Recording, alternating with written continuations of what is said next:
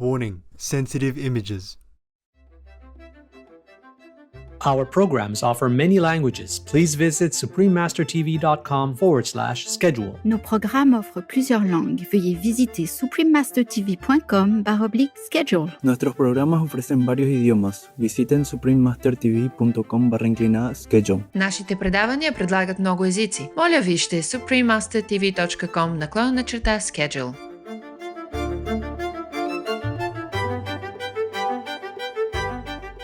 En France, il y a une chose qui est assez exceptionnelle, mais dans le mauvais sens du terme, c'est que par défaut, tous les territoires font partie des zones de chasse, malgré le fait que ce soit une propriété privée.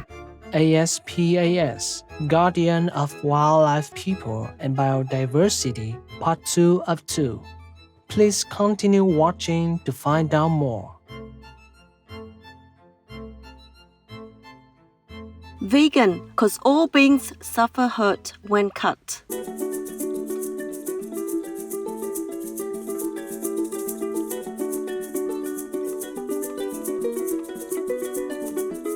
Hola mis amigos, this is Hello my friends in Spanish, the official language of uplifting Venezuela. Lovely viewers, my name is Ricardo. The wonderful people of Venezuela wish for you to enjoy the nature around you and to have blissful energy in your life.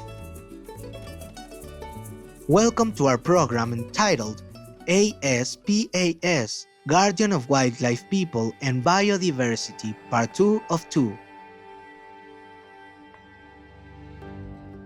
ASPAS, or the Association for the Protection of Wild Animals, is a non-profit entity based in southern France that was established in 1980. Since its creation, this successful charity has been striving to defend animal persons from the brutal practice of hunting. Today we will continue our interview with Madeleine Ruban, the director of ASPAS. She will discuss how her organization is trying to change the hunting rules in France to benefit both the animal people and French society, as well as its mission of biodiversity preservation. In France, hunting rights are intertwined with land ownership. If a landowner doesn't explicitly prohibit hunting on his or her property, a licensed hunter can hunt on it. To withdraw it from the list of legal hunting grounds, he or she would need to apply to a municipal organization called an Accredited Communal Hunting Association, or ACCA. En France, il y a une chose qui est assez exceptionnelle, mais dans le mauvais sens du terme, c'est que par défaut, tous les territoires font partie des zones de chasse, malgré le fait que ce soit une propriété privée. Vous achetez une maison qui a 2-3 hectares, si vous ne dites pas que vous êtes opposé à la chasse, par défaut, les chasseurs peuvent venir chasser sur votre terrain. Donc voilà, nous on accompagne les particuliers à soustraire leur terrain des zones de chasse. Et c'est un petit peu compliqué parce que la loi est un petit peu volontairement complexe ou contraignante pour qu'il n'y ait pas trop de propriétaires privés qui le fassent. Par exemple, on ne peut retirer son terrain d'une zone de chasse qu'à une date anniversaire tous les 5 ans. Mais une fois que c'est fait, c'est fait. ASPAS says France is the only European country in which people can hunt every day of the week during hunting season. The French government's National Office of Hunting and Wildlife has revealed that since 1999, more than 3,000 shooting accidents have occurred, combined with a death toll of over 420 persons. ASPAS is seeking to ban hunting on Sundays so that joggers, walkers, and cyclists can enjoy their leisure time peacefully and safely. C'est aussi quelque chose qu'on dénonce depuis le départ. En fait, l'association demande depuis des années l'arrêt de la chasse le dimanche, par exemple, pour un simple partage de la nature et le droit de pouvoir se promener en forêt en sécurité.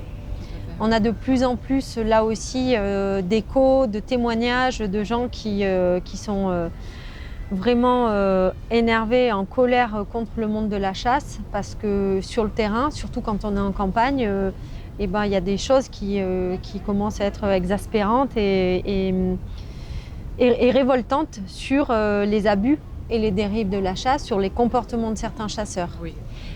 Moi, je suis une maman, j'ai des enfants. Le dimanche, je crains, en période de chasse, de me dire est-ce qu'on va aller se balader en forêt? Parce que maintenant, on a la trouille comme ça, de se dire on peut se prendre une balle, il peut y avoir des accidents.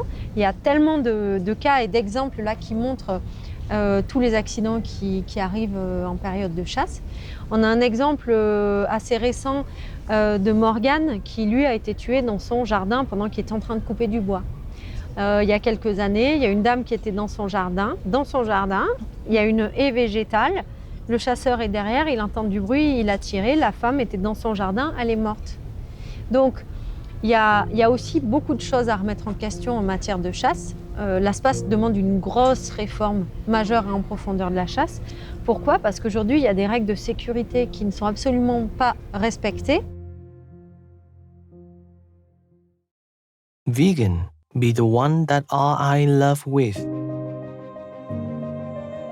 We'll now pause for a constructive message and then return with more from our interview with Madeleine Ruban. Please stay tuned to Supreme Master Television.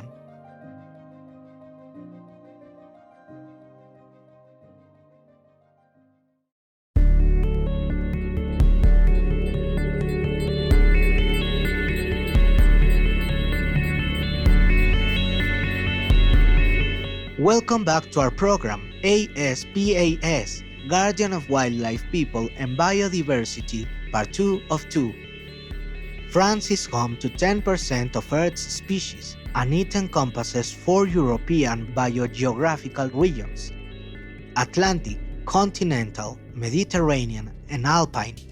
Globally, the populations of wild animal people, including mammal, fish, bird, amphibian, and reptile people, have been decimated by an average of 68% since 1970, according to the Worldwide Fund for Nature, or WWF, a Shining World Compassion Award recipient.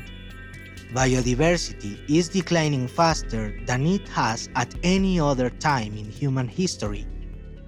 Humanity is destroying our planet, and Ms. Ruban worries about the direction we are headed. Je pense que là, j'apprendrai rien à personne. Plusieurs années qu'on parle de crise écologique, de crise climatique, qu'on parle de 6e extinction de masse. Le constat est plutôt alarmant, plutôt inquiétant sur l'état de notre biodiversité et puis même plus généralement sur l'état de la planète. Oui.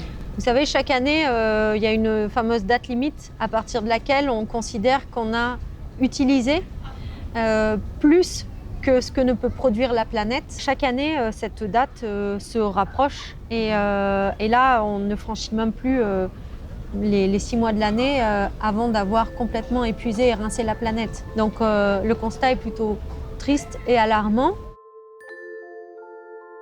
Forest habitats feature rich biodiversity. These areas help protect our soil, water, air, and climate. Ignoring these environmental considerations, the wood industry of France creates monoculture tree farms to harvest. They are not true forests, but tree plantations, and do not provide a real natural ecosystem in which wildlife people can thrive. On est plutôt en train de parler de plus en plus de forêts en France, parce qu'en fait là on est en train de replanter des forêts d'arbres en vue d'être exploitées. Donc nous on appelle ça un peu des usines à bois et pas des forêts.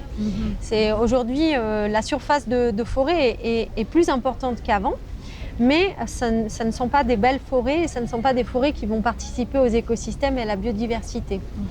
Ces forêts-là, elles sont plantées pour être coupées d'ici quelques années. Ça veut dire que dans ces zones, on va vouloir qu'il n'y ait aucun chevreuil, aucun cerf, parce qu'ils vont porter atteinte, ils vont faire des dégâts aux forêts. Dans ces forêts-là, on n'entend plus un oiseau, parce qu'il n'y en a pas. Dans ces forêts-là, il n'y a pas d'arbres morts, parce que les forestiers enlèvent ces arbres morts, parce que ces arbres peuvent être porteurs d'insectes. Despite being designated as national parks and nature reserves, hunting and logging in these protected areas are frequently permitted by the government.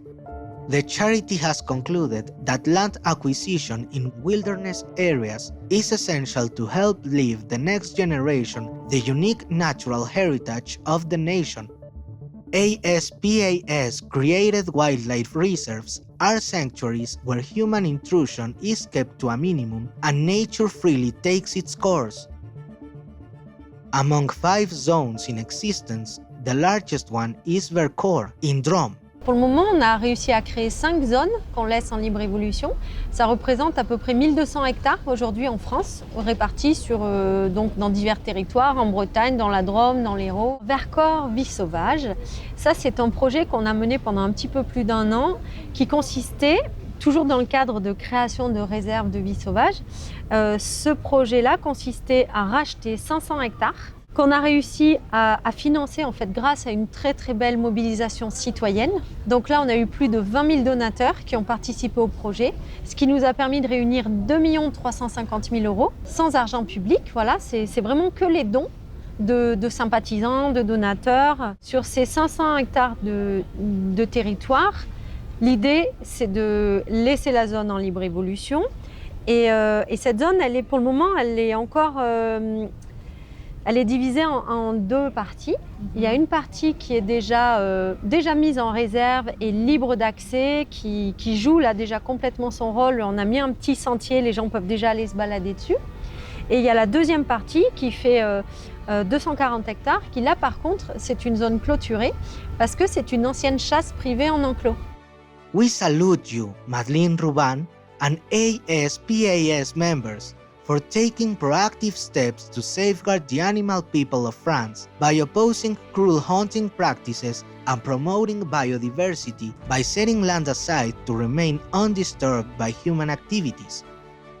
May you enjoy much success in achieving your noble goals and endeavors in the years to come.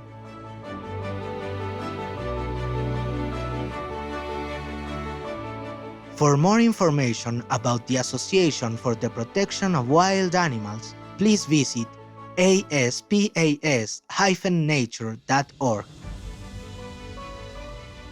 The thing about veganism is it really is about being at one with the planet and our surroundings. The Honorable Reverend Rabbi Jonathan Klein, vegan. Bright viewers, it has been a pleasure to have you with us today. May God's love and compassion embrace all animal persons needing care. Our programs offer many languages. Please visit suprememastertv.com/schedule and suprememastertv.com/GPGW.